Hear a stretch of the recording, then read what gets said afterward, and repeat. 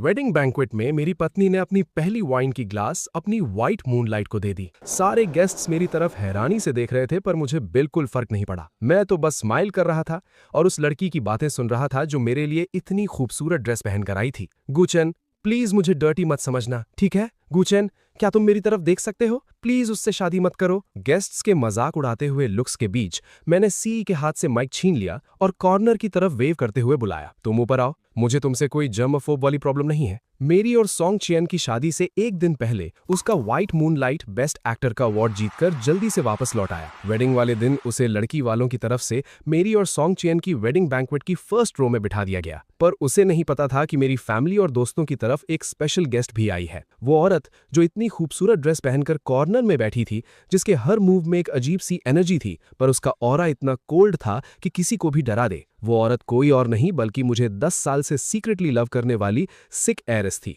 और वो सॉन्ग चियन की सबसे बड़ी दुश्मन भी थी, अनरन। टोस्टिंग का टाइम आया। मेरे मम डैड वहां पहले से बैठे थे, वेट कर रहे थे कि सॉन्ग चियन आकर उन्हें टोस्ट करेगी, पर वाइन का ग्लास उठाने के बाद वो ऑटोमेटिकली घूम गई और लियांग यिंग की तरफ चली गई। वो हमेशा जेंटल और पोलाइट रहती थी, कभी गुस्सा नहीं करती थी, पर आज उसकी बातें बहुत शार्प थीं। कांग्रेचुलेशंस लियांग यिंग, इतने सालों बाद आखिरकार तुम्हारा सपना पूरा हो गया। लगता है मुझे छोड़कर फॉरेन जाने का तुम्हारा डिसीजन बिल्कुल सही था। आज की एक ग्लास वाइन मेरी और गू चैन की तरफ से तुम्हारे लिए एक सेलिब्रेशन है। मैं पहले पीती हूँ।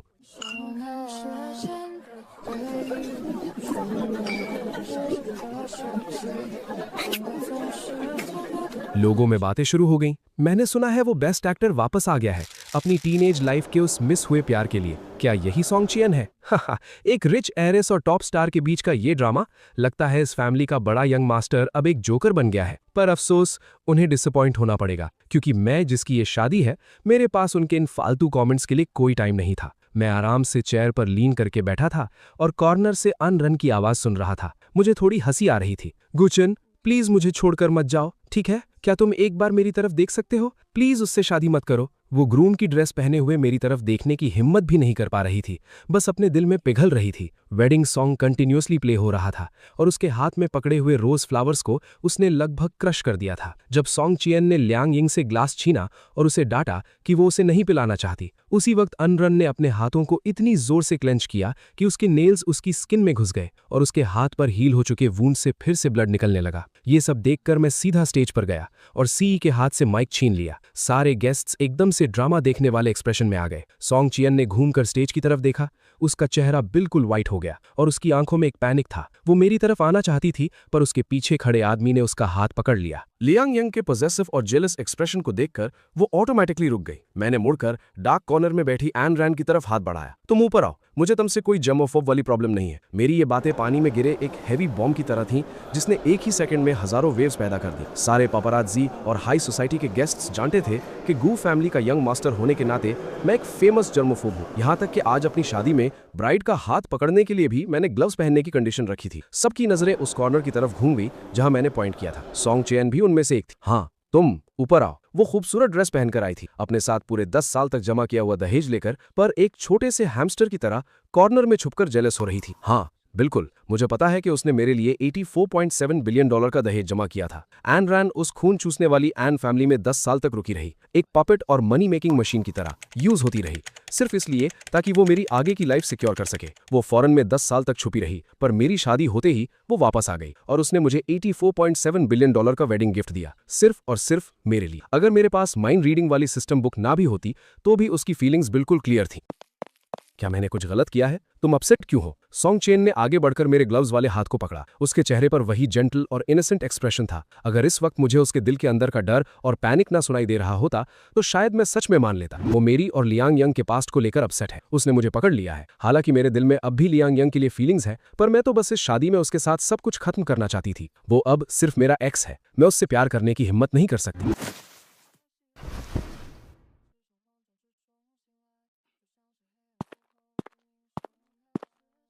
मिस्टर लियांग, आप दोनों का ये पास्ट लवर्स वाला रियूनियन देखकर मुझे तो वाकई बहुत खुशी हो रही है। आखिर तुम दोनों का पास्ट इतना इंटेंस रहा है, और अगर तुम दोनों एक दूसरे को भुला नहीं पा रहे हो तो मुझे ग्रूम बनकर इस जगह पर कब्जा करने की कोई जरूरत नहीं है। मैंने अपना हाथ पीछे खींच लिया। अभी मेरी बात सुनो, प्लीज मुझे एक्सप्लेन करने दो। मैं तो बस उसके साथ अपना पास्ट क्लियर करना चाहती थी। अब बोलने के लिए क्या बचा है? अगर तुम उससे प्यार नहीं करती तो तुमने उसे हमारी वेडिंग बैंक्वेट में इन्वाइट क्यों किया? उसे लड़की वालों की साइड से फर्स्ट टेबल पर बिठाया गया। अगर तुम सच में मूव ऑन कर चुकी हो तो क्या तुम उसके बारे में इतना सोचती? सब कुछ खत्म करना चाहती थी? मुझे तो नहीं लगता कि तुम दोनों कुछ खत्म करना चाहते हो। मुझे तो लगता है तुम दोनों सीक्रेटली फिर से एक होना चाहते हो। सॉन्ग चेन का चेहरा एकदम सफेद पड़ गया। उसने अपना मुंह खोला पर एक शब्द भी नहीं बोल पाई। उसे नहीं पता था कि मुझे उसके और लियांग यंग के पास्ट के बारे में पहले से ही सब कुछ पता है। उन दिनों में एक ऐसी स्टूडेंट काउंसिल प्रेसिडेंट थी जिसे बचपन में अब्यूज किया गया था पर फिर भी वो हम्बल और पोलाइट थी। और दूसरा एक छोटा जूनियर था जो कीचड़ में होने के बाद भी अपने डेब्यू करने के सपने को लेकर एकदम सूरज की तरह चमक रहा था। उस वक्त पूरी यूनिवर्सिटी के स्टूडेंट्स ने उनकी उस क्रेजी और इंटेंस लव स्टोरी को देखा था, पर आखिर में सपने प्यार से बड़े निकले। लियांग यिंग ने हेलो सीनियर बोलकर शुरुआत की थी और फिर गुड बाय सीनियर बोलकर सब कुछ खत्म कर दिया। सॉन्ग चियन 3 साल तक इस बात को एक्सेप्ट नहीं कर पाई और चौथे साल उसने एंग्री होकर अपनी फैमिली के कहने पर मेरे साथ ब्लाइंड डेट पर आने का डिसीजन लिया। सबकी नजरों में मैं एक अच्छी फैमिली बैकग्राउंड वाला, हमेशा दूसरों के साथ पोलाइटली बिहेव करने वाला और एक हैंडसम बेस्ट एक्टर था। पर सॉन्ग चियन ने बहुत जल्दी मेरी असलियत पहचान ली। जब मैंने बिना सोचे उसकी फैमिली के उन चीप लोगों को उनकी औकात दिखाई तो उसे मुझसे प्यार हो गया, या कम से कम उसे ऐसा लगा। उसे लगा उसने अपनी फीलिंग्स को बहुत अच्छे से हाइड किया है, पर उसके वॉलेट की फोटो, उसके फोन की गैलरी और नौकरों की बातें सब कुछ क्लियरली बता रहा था कि उसके दिल से उसका एक्स अभी निकला नहीं है। गू चैन को अनरान की तरफ इस तरह देखते हुए मुझे डर क्यों लग रहा है? क्या मैं सच में उसे खोने वाली हूँ? उस वक्त सॉन्ग चियन की उन इनर थॉट्स को सुनकर मुझे अचानक थोड़ी सी घिन आने लगी। वो कंफ्यूज नहीं थी, वो सेल्फिश थी। वो अपने बचपन के उस व्हाइट मूनलाइट को भी छोड़ना नहीं चाहती थी और मेरे साथ एक अच्छी शादीशुदा जिंदगी भी जीना चाहती थी। पर इस दुनिया में इतनी आसान डील्स कहाँ मिलती हैं? इस ओरिजिनल स्टोरी के ऑथर को भी बिल्कुल पागल था। उसने इस तरह की चीटिंग करने वाली घटिया औरत को इस स्टोरी की फीमेल लीड बना दिया। हाँ बिल्कुल, मैं दरअसल इस दुनिया में ट्रांसमाइग्रेट होकर आया हूँ और आज अपनी शादी के दिन मुझे ये माइंड रीडिंग स्किल मिली है। जिस स्टोरी में मैं फंसा हुआ हूँ वो एक पुरानी और क्लीशेड सेडोमैसोकिस्टिक रोमांस नॉवल है और सॉन्ग चियन इस नॉवल की फीमेल लीड है। स्टोरी लाइन के अकॉर्डिंग मेरे लिए उसकी फीलिंग्स अभी सिर्फ शुरू ही हुई हैं और उनका कोई खास मतलब नहीं है। और शादी के बाद क्योंकि उसका व्हाइट मूनलाइट वापस आ गया है तो आगे चलकर वो उसके साथ काफी वक्त गुजारेगी। इस दौरान उसे मेरे लिए गिल्टी भी फील होगा और मेरी बातों का असर भी उस पर पड़ेगा और आखिर में उसे अपने सच्चे प्यार का एहसास होगा और वो वापस आकर मेरे पीछे पड़ने लगेगी। जहां तक अनरान की बात है, वो सिर्फ एक अनफॉर्चुनेट फैमिली की बेटी थी जिसके पैदा होते ही उसकी मां मर गई थी और उसकी स्टेप मदर ने उसे जहर देकर हमेशा के लिए एक डार्क, इनसिक्योर और पैरानॉइड लड़की बना दिया था। और गू चैन एक जर्मोफोब था। वो गंदी चीजों को तो फिर भी बर्दाश्त कर सकता था पर इस बात को बर्दाश्त नहीं कर सकता था। पर अनरान, जिस दिन उसकी रियल मॉम की डेथ हुई थी, जिस दिन से वो आन फैमिली की हैरिस बनी थी, जिस दिन किसी ने उसके दूध में जहर मिला दिया था, उसने अपनी इनोसेंस उस बैटलफील्ड में उतरने से पहले ही खो दी थी। पिछले 10 सालों से वो हर दिन इसी गिल्ट और इनसिक्योरिटी में जी रही थी कि जब वो अपने गू चैन से मिली तब वो प्योर नहीं थी। वो उसे कन्फेस करने की हिम्मत भी नहीं कर सकी थी। पर अब जब उसने अचानक से मेरी ये लाइन सुनी कि मुझे तुमसे कोई जमाफोब वाली प्रॉब्लम नहीं है, तो गू चैन तुम वाकई मुझसे नफरत नहीं करते? तब से फ्रीज हो चुकी अनरान आखिरकार होश में आई। वो एक एक कदम बढ़ाकर मेरी तरफ आई। उसके हाथों में डार्क रेड रोजेस का बुके था जिसमें एक मोटी सी वेडिंग गिफ्ट की लिस्ट फंसी हुई थी। मैंने उसकी उस सैड और हैवी सांस को सुना। ये मेरे 10 साल का जमा किया हुआ दहेज है। अब तुमने उसे चुन लिया है तो ये सब एक वेडिंग गिफ्ट है। क्या तुम्हें मेरा नाम याद है या सिर्फ इस वेडिंग गिफ्ट की वजह से तुम मुझे ऐसे मना रहे हो? मैं हंसे बिना नहीं रह सका। मैंने अपना हाथ बढ़ाया और उसके सिर पर पैट किया। 10 साल हो गए, तुम आने में इतनी लेट क्यों हो गई? मेरी आवाज बहुत धीमी थी। अनरन ने सिर्फ आखिरी का हिस्सा सुना। वो चौंक गई और उसके दिल का पहला रिएक्शन था कि इसे सच में मैं याद हूं। वो सोचने लगी कि इसे किस कलर का सैक पसंद होगा।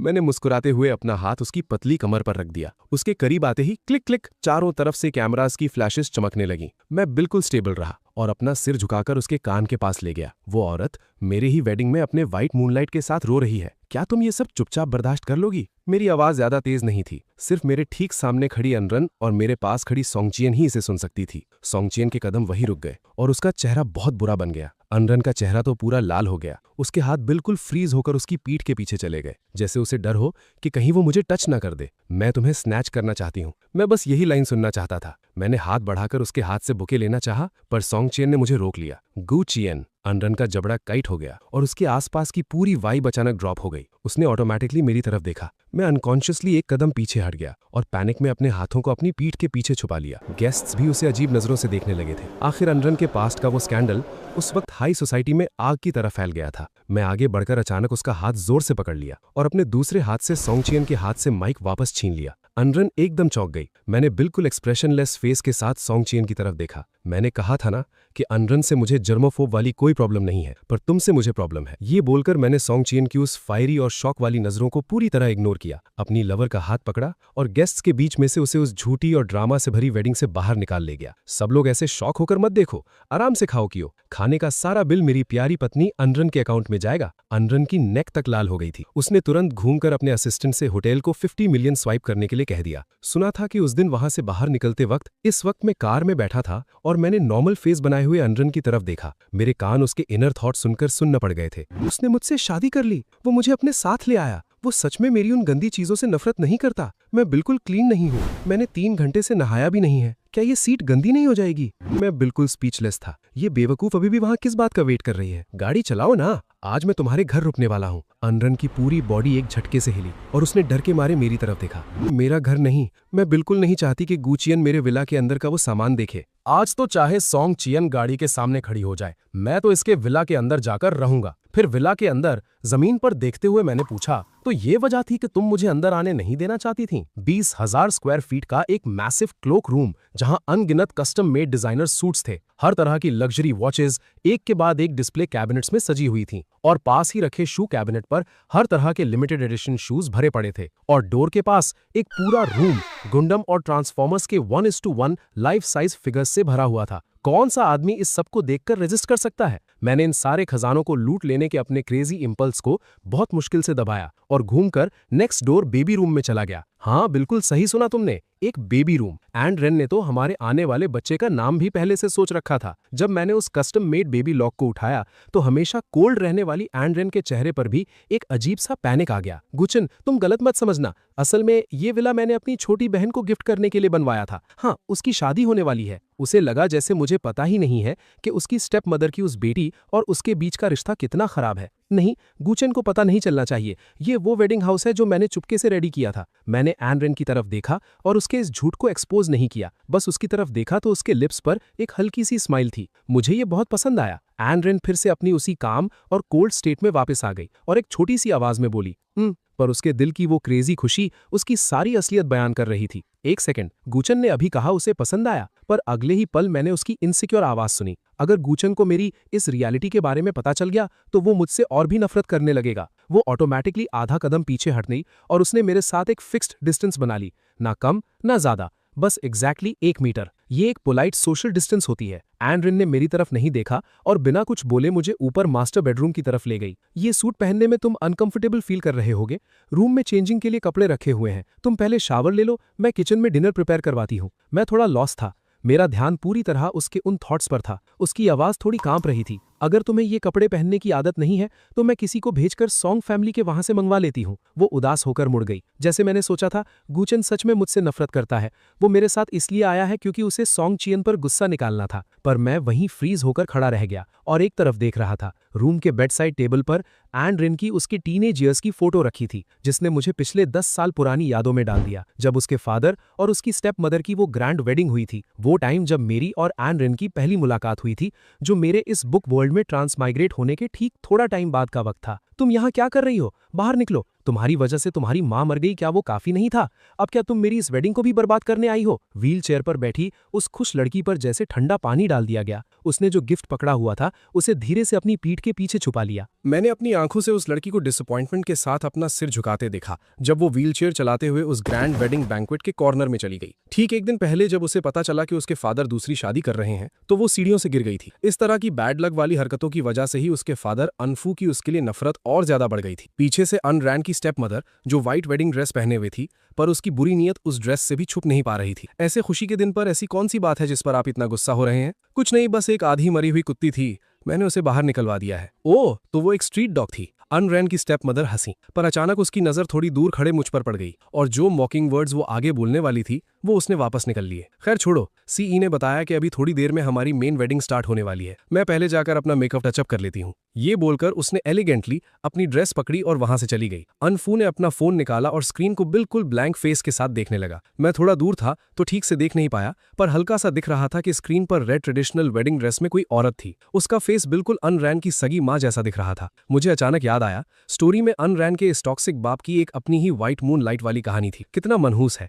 मैंने उसके बकवास खास बाप को देखना छोड़ दिया और घूमकर वापस अन रैन की तरफ देखा। गार्डन के कॉर्नर में व्हीलचेयर पर बैठी अन रैन उन आते जाते गेस्ट्स को बिल्कुल लॉस्ट नजरों से देख रही थी। तुम्हें दिखाई नहीं देखा क्या? रास्ते के बीच में क्यों खड़ी हो? एक वेटर जिसे लगता है किसी ने ऑर्डर देकर अन रैन की बेइज्जती करने के लिए भेजा था, उस पर चिल्लाया। कोई शक नहीं कि इस बच्ची और इसकी सगी माँ को इसका बाप एक कुत्ते की तरह ट्रीट करता है। अन रैन पूरी तरह से डरकर कांपने लगी और उसके चेहरे का सारा रंग उड़ गया। मुझे याद है मैं गुस्से में अपनी स्लीव्स फोल्ड करके उस वेटर को सबक सिखाने के लिए आगे बढ़ा ही था, तभी मैंने देखा कि अन रैन की व्हील चेयर बैकवर्ड स्लिप होते हुए पीछे के स्विमिंग पूल की तरफ गिर गई। उसका पहले से ही सफेद पड़ चुका फेस अब और भी ज्यादा पेन से भर गया। उसने हेल्प मांगने के लिए ऑटोमेटिकली अपना मुंह खोला, पर जब उसने ऊपर देखा, चारों तरफ लोग खुशी खुशी बातें कर रहे थे। उनके चेहरों पर खुशी की स्माइल थी और किसी ने भी उसकी मौजूदगी तक नोटिस नहीं की थी। तभी व्हीलचेयर का पिछला पहिया जमीन पर पड़े एक पेड़ की टहनी से टकराया और आखिरकार रुक गया। मैंने चैन की सांस ली। मेरे अलावा किसी को पता नहीं चला कि वो अभी मौत के मुंह से वापस आई है, पर अगले ही सेकंड मैंने उसकी आंखों में एक डीप डिस्पेयर देखी। उसने पूरी ताकत से अपना माथा पास के एक पेड़ के ट्रंक पर टिकाया। व्हीलचेयर पर रखे उसके दोनों हाथों में ताकत आ गई और उसके उस झटके की वजह से व्हीलचेयर ने आखिरकार उस पेड़ की टहनी को पार कर लिया जो उसे बचा रही थी। पूल के पानी में एक बड़ा स्प्लैश हुआ। जो लोग वहां एक दूसरे के साथ वाइन ग्लासेस टकरा रहे थे, उन्होंने बस एक बार उस तरफ देखा और वापस हंसने और बातें करने लगे। मैंने अपने दांत पीसे और बिना कुछ सोचे समझे पूल की तरफ भागा। मुझे आखिरकार समझ में आ गया था कि एन रैन क्यों एक पैरानॉइड और क्रेजी बच्ची थी। एक बुक कैरेक्टर होने के नाते ऑथर को उसे लिखने के लिए सिर्फ एक लाइन या एक सेंटेंस की जरूरत पड़ी होगी, पर उस बेचारी को ये जिंदगी एक्चुअली फेस करनी थी। उस वक्त मुझे अचानक इस स्टोरी को चेंज करने का आइडिया आया। बिना कोई हेजिटेशन के मैं पूल में कूद गया। मैं चाहता था कि इस दुनिया में कोई तो हो जो उसे प्यार करे। अगर उसकी माँ जिंदा होती तो वो भी जरूर उसे अपनी दुनिया की सबसे कीमती चीज मानती। मैंने एन रैन को धक्का देकर पूल के किनारे पर पहुंचा दिया। सुनो, इसके बाद तुम्हारी किस्मत जरूर बदल जाएगी। मैं हंसा, पर मेरी ताकत खत्म हो गई थी और मैं उस पूल की गहराई में डूबता चला गया। सबसे फनी बात तो ये थी कि जैसे ही मैं पानी में डूबा, सभी लोग पैनिक हो गए। मैंने देखा कि किनारे पर लोगों की भीड़ इकट्ठा हो गई है, पर तब भी किसी ने उस बेहोश एन रैन पर ध्यान नहीं दिया। जब मेरी आंखें खुली तो मैं हॉस्पिटल में लेटा था। बेड के पास मेरे फादर बैठे थे, जिनकी आंखें रोने से लाल हो चुकी थीं। तुम ये कैसा हीरो बनने का नाटक कर रहे थे? उस मनहूस लड़की को बचाने की क्या जरूरत थी? तुम्हें पता भी है तुम्हारी जान जाते जाते बची है। मेरे फादर मुझे बहुत बुरी तरह डांट रहे थे, पर मेरे दिल में एक वार्मथ थी। ये पहली बार था जब मुझे फैमिली का प्यार फील हुआ था, भले ही ये एक बुक कैरेक्टर ही क्यों ना हो। मैंने पलटकर जवाब नहीं दिया, बल्कि अपने फादर को देखकर बस बेवकूफों की तरह मुस्कुराता रहा। वो भी मेरे सामने हार मान गए और मुझे आराम करने का बोलकर चले गए। और मुझे ये भी पता था कि एन रैन मेरे हाथों सच में बच चुकी थी। मैंने वाकई स्टोरी को चेंज कर दिया था। तो जो बातें मैंने पानी के अंदर उससे इशारे में कही थीं, वो भी जरूर समझ गई होगी। मुझे याद है बुक में ऑथर में एक लाइन लिखी थी, उसकी मॉम ने लेबर रूम में उसे सेफ रखने की हर मुमकिन कोशिश की थी। उस वक्त मेरे दिमाग में एक ही ख्याल था, मुझे उसे ये बात जरूर बतानी है। जब उसे ये बात पता चलेगी तो उसके अंदर जीने की चाहत पैदा हो जाएगी। मेरे दिमाग में ऑटोमेटिकली टाइमलाइन के आगे की स्टोरी घूमने लगी, पर मैं जितना इसके बारे में सोच रहा था, मेरे चेहरे की स्माइल उतनी ही गायब होती जा रही थी। ओरिजिनल स्टोरी में शादी के बाद लोगों को पता चलता है कि एन रैन पानी में डूब गई है। अपने इस व्हाइट मूनलाइट की सगी बेटी को लगभग खोने के इस डर से एन फू पहली बार एन रैन को लेकर अपनी फिक्र दिखाता है, पर इसी की वजह से एन रैन अपनी स्टेप मदर की नजर में खटकने लगती है। उसे लगता है कि एन रैन जानबूझकर एन फू का अटेंशन पाने की कोशिश कर रही है, इसलिए वो दिखावे के लिए एन रैन की फिक्र करती है और उसके दूध में जहर मिला देती है। और फिर एन रैन के उस चेहरे को देखने के बाद उसकी दुश्मनी इतनी बढ़ जाती है कि वो उसे एक बिजनेस टूल की तरह यूज करती है, और वहीं से एन रैन के सबसे बड़े नाइटमेयर की शुरुआत होती है। ये सोचते ही मेरे पीछे डर के मारे पसीना छूट गया। क्या मैंने सच में स्टोरी चेंज कर दी थी, या फिर मेरा वो एक्शन शुरू से ही इस बुक की टाइमलाइन का हिस्सा था? हाँ, मुझे याद आया। ओरिजिनल स्टोरी में गू चेन के कैरेक्टर में कोई ट्रांसमाइग्रेट नहीं हुआ था। उसे एक सिवियर जर्मोफोब दिखाया गया था, तो वहां मौजूद लोगों में वही एक अकेला इंसान था जो अनरान को बचाने के लिए कभी आगे नहीं आता। स्टोरी लाइन के हिसाब से अनफू के जाने के बाद उसकी स्टेप मदर ने अनरान को ताने मारना शुरू कर दिया। तुम्हारी माँ के तुम्हें बचाने का क्या ही फायदा हुआ? उससे अच्छा तो तुम किसी कुत्ते के रूप में पैदा हो जाती। बस इसी एक लाइन ने अनरान के अंदर जीने की आग जला दी थी। ओरिजिनल स्टोरी में उसकी व्हीलचेयर भी कहीं नहीं फंसी थी। अपने सर्वाइवल इंस्टिंक्ट की वजह से उसने पूल का एज पकड़ा और खुद बाहर निकल आई, पर अब मेरी वजह से स्टोरी का प्लॉट बदल गया था और वो वापस हॉस्पिटल पहुंच गई थी। ये सोचते ही मैंने घबराहट में जल्दी से ब्लैंकेट हटाया और पागलों की तरह अपने हाथ से आईवी ड्रिप निकाल दी। मेरे पास अभी भी 1 घंटा है, मैं इस फालतू प्लॉट को जरूर बदल दूंगा। टैक्सी में बैठे हुए मैं लगातार स्टोरी के प्लॉट के बारे में सोच रहा था। अनरान विंडो के बाहर ब्लैंकली देख रही थी। उसके दिमाग में बस यही चल रहा था कि उसकी माँ ने अपनी जान देकर उसे बचाया था। तभी उसकी स्टेप मदर ने दरवाजा नॉक किया। अनरान, तुम्हारी तबीयत कैसी है? कुछ हेल्दी खा लो। उसकी आवाज ने अनरान के ख्यालों को तोड़ दिया। उसे समझ नहीं आया कि जो स्टेप मदर हमेशा उससे नफरत करती थी वो अचानक इतनी अच्छी कैसे हो गई। पर वो भी नहीं चाहती थी कि उसकी हेल्थ और खराब हो, इसलिए उसने वो दूध ले लिया। पर उससे पीते ही अनरान को अपनी पूरी बॉडी में एक अजीब सी गर्मी फील होने लगी। उसका दिमाग घूमने लगा और अपनी स्टेप मदर का चेहरा भी ब्लर दिखने लगा। आंटी, मुझे लगता है मुझे फीवर हो गया है, क्या आप मुझे हॉस्पिटल ले जा सकती हैं? उसने कुछ नहीं कहा। वो बस अनरान को एक चालाक और घिनौनी नजर से देखती रही। उसने दरवाजा खोला और उसके पीछे एक गंदा सा मिडिल एज्ड आदमी खड़ा था। उस आदमी ने अंदर आते ही अनरान के कपड़े उतारने शुरू कर दिए। अनरान को समझ आ गया था कि कुछ गलत है। वो उस बूढ़े आदमी को धक्का देना चाहती थी, पर उसके शरीर में बिल्कुल भी ताकत नहीं थी। पर वो आदमी और ज्यादा एक्साइटेड हो गया। उसकी आंखों के सामने वो मोटा और भद्दा चेहरा धीरे धीरे पास आने लगा। अपनी बॉडी पर उस अजीब से गंदे टच से अनरान को घिन आने लगी। वो स्ट्रगल करना चाहती थी, पर ड्रग का असर तेज हो गया था, जब तक कि उसकी कॉन्शियसनेस पूरी तरह से ब्लर नहीं हो गई। धुंधलेपन में उसे ऐसा लगा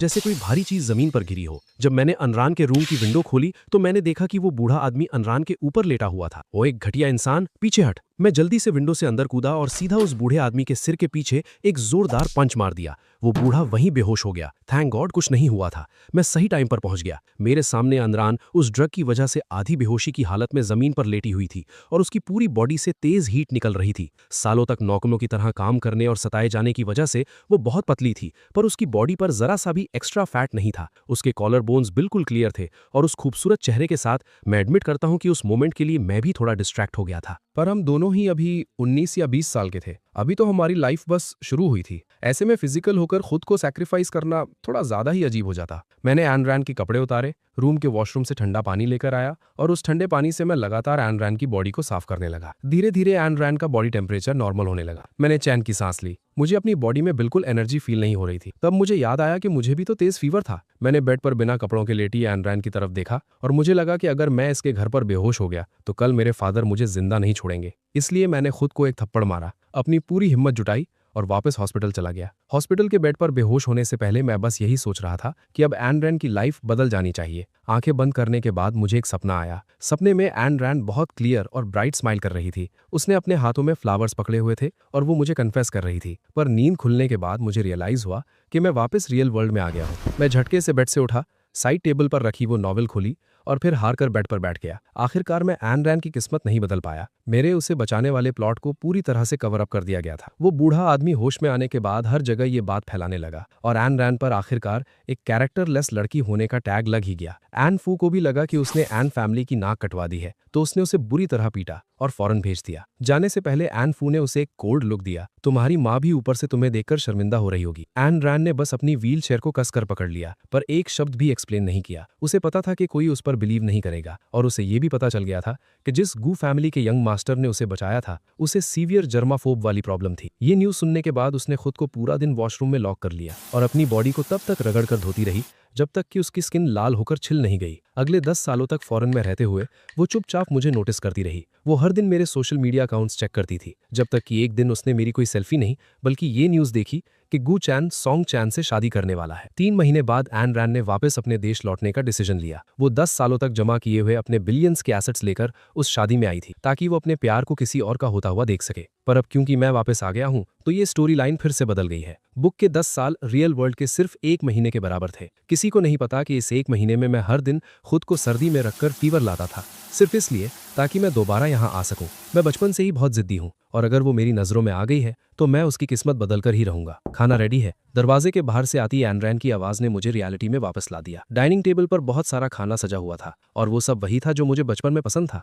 लगता है गू चैन और मेरे टेस्ट्स बिल्कुल सेम है। तभी मुझे एन रैन के इनर थॉट्स फिर से सुनाई दिए। सॉन्ग चियान ने मुझे कांटेक्ट किया है। वो पक्का इसे वापस लेने के लिए जल्दी ही यहाँ आएगी। उसके दिल में वो सॉन्ग चियान जिसने कभी अपने चाइल्डहुड फ्रेंड लियांग यिंग को टच तक नहीं किया था, वो मुझ जैसे जर्मोफोब इंसान का हमेशा प्लान ए रहेगी। इन सालों में सॉन्ग चियान से खुद को कंपेयर करके उसे लगने लगा था कि वो बहुत गंदी है, पर उसे नहीं पता था कि सॉन्ग चियान ने लियांग यिंग को इसलिए टच नहीं किया क्योंकि वो सच में मुझसे शादी करना चाहती थी। मैं सॉन्ग चियान के साथ वापस नहीं जाऊंगा। मैंने कहा था ना कि मैं तुमसे शादी करूंगा। आन रैन के क्रैब्स छीलते हुए हाथ अचानक रुक गए। उसने कुछ नहीं कहा। ऑब्वियसली उसे लगा कि मैं बस गुस्से में आकर ये सब बोल रहा हूं। मुझे उसके लिए बुरा भी फील हो रहा था और थोड़ा गुस्सा भी आ रहा था। मैंने उसके चेहरे के करीब जाकर उसे देखना चाहा तो वो पीछे हट गई और घबराहट में बोली, तुम झूठ बोल रहे हो, असल में तुमने ऐसा कुछ नहीं सोचा। बात पूरी होने से पहले ही आन रैन मुझसे सबसे दूर वाली चेयर पर जाकर बैठ गई। उसने एक क्रैब उठाया और बहुत केयर से उसका शेल खोला। उसने क्रैब लेग्स से भी सारा मीट बहुत ध्यान से निकाला। बहुत देर तक मेहनत करने के बाद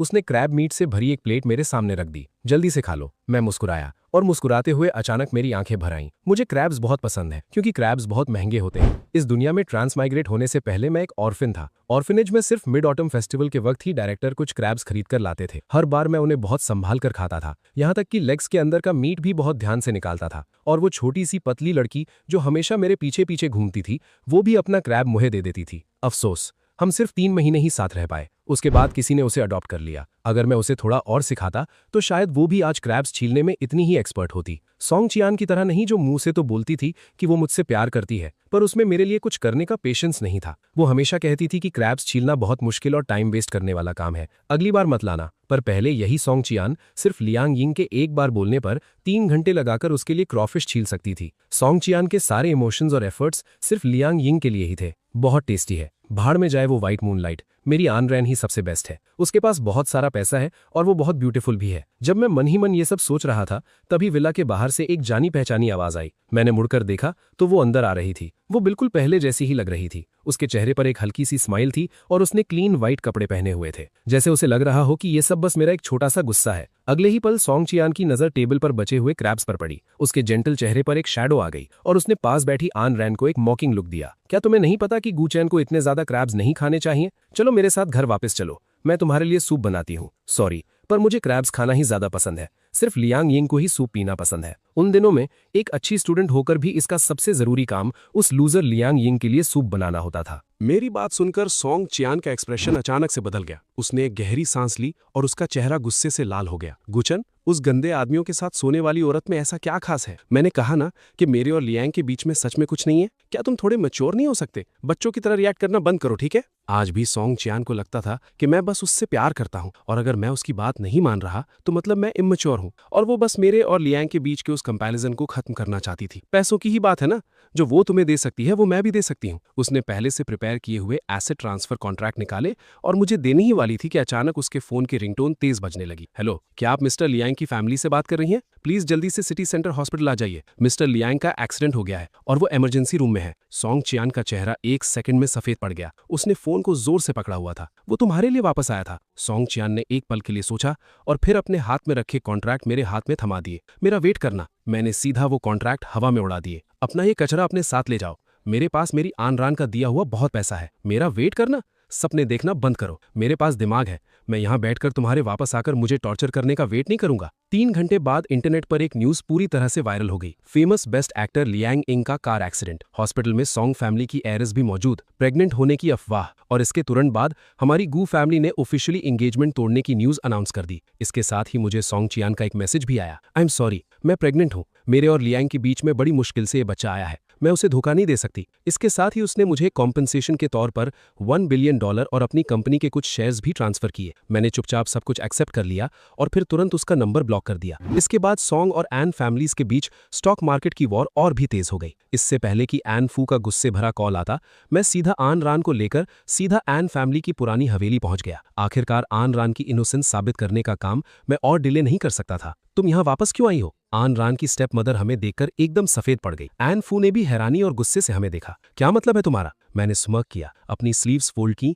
और बिना कुछ बोले सीधा जाकर एन फू के मुंह पर जोरदार थप्पड़ जड़ दिए। वहां खड़े सभी लोग शॉक में थे। वो सब अपनी आंखों के सामने एन फू के उस घिनौने चेहरे को मुझसे पिटते हुए देख रहे थे। आखिर दुनिया की नजरों में मैं एक बहुत पोलाइट और वेल बिहेव्ड इंसान था। आन रान होश में आई। उसने एक कोल्ड एक्सप्रेशन के साथ आगे बढ़कर मेरा हाथ पकड़ा। क्या तुम्हारे हाथ में दर्द हो रहा है? मैंने तुरंत एक नाटक करते हुए कहा, बहुत दर्द हो रहा है। मुझे किस करोगी तभी ठीक होगा। आन रान का चेहरा तुरंत लाल हो गया और एन फू और आन रान की स्टेप मदर का चेहरा तो ऐसा हो गया जैसे उन्होंने कुछ बहुत गंदा खा लिया हो। इससे पहले कि एन फू चिल्लाता, मैंने सीधा तस्वीरों का एक बंडल उसके मुंह पर दे मारा। इन फोटोज में एन रेन की स्टेप मदर के उसके साथ चीट करने के मल्टीपल प्रूफ्स थे। उसका चेहरा काले से हरा होते हुए देखकर मैंने कहा, क्या दिखावा कर रहे हो? तुम बस एक ऐसे घटिया इंसान हो जिसने अपनी पत्नी को खो दिया और जो अपनी गंदी हरकतों को कंट्रोल नहीं कर सकता। और तुम एक रिप्लेसमेंट ढूंढने चले थे। मैं सीआईई को सपने में आकर बोलूंगा कि वो भी ऊपर 18 रिप्लेसमेंट्स ढूंढ ले और उनके साथ मजे करे। तुम्हें तो मैं ऐसे ही जला जलाकर मार दूंगा। मेरी इन कड़वी बातों से एन फू वहीं जमीन पर बैठ गया।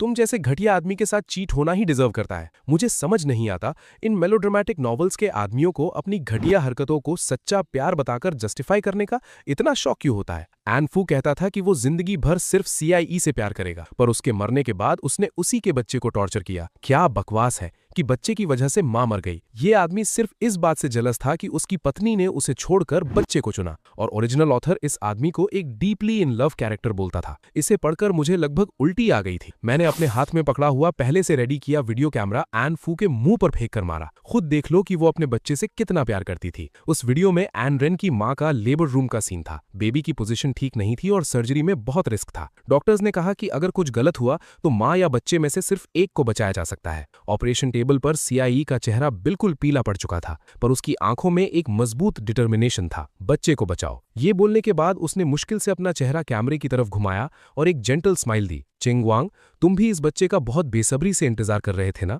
मुझे बहुत अफसोस है कि मैं अब और तुम्हारे साथ नहीं रह पाऊंगी। ये बच्चा हमारी लाइफ का एक्सटेंशन है। वो मेरी जगह हमेशा तुम्हारे साथ रहेगा। तुम्हें उसका बहुत अच्छे से ख्याल रखना है। अगर मुझे पता चला कि तुमने हमारे बच्चे के साथ कुछ गलत किया तो मैं तुमसे कभी प्यार नहीं करूंगी। वीडियो यहीं पर खत्म हो गया। एन फू कुछ देर के लिए सुन्न रह गया और फिर अचानक उसने लिन आइशू की गर्दन जोर से पकड़ ली। तुम घटिया औरत, तुमने ये वीडियो मुझसे छुपा कर क्यों रखा? तुमने मुझे बताया क्यों नहीं? लिन आइशू वही नर्स थी जो उस वक्त सीआईई की डिलीवरी के टाइम वहां थी और वो उसकी बेस्ट फ्रेंड भी थी। सीआईई ने उसे कहा था, आइशू प्लीज मेरे बाद चेंग वांग को संभालना, और इस बेस्ट फ्रेंड ने उसे बेड तक संभाल लिया। एन चेंग वांग के बेड तक पहुंचने के लिए उसने प्लास्टिक सर्जरी करवाई और बिल्कुल सीआईई जैसी दिखने लगी। एन फू की पावर को देखते हुए उसे डेफिनेटली पता था कि ये औरत सीआईई की बेस्ट फ्रेंड है, पर उसे कोई फर्क नहीं पड़ा क्योंकि उसे बस एक रिप्लेसमेंट चाहिए था। एन फू एक पंच खाकर जमीन पर गिर पड़ा। ऑफ कोर्स इस बार भी पंच मैंने ही मारा था। मैंने अपनी कलाई घुमाते हुए कहा, सीआईई भी ऊपर से तुम्हें देखकर शर्मिंदा हो रही होगी। ये बोलकर मेरी गुस्से से भरी नजरें अब लिन आइशू पर गईं।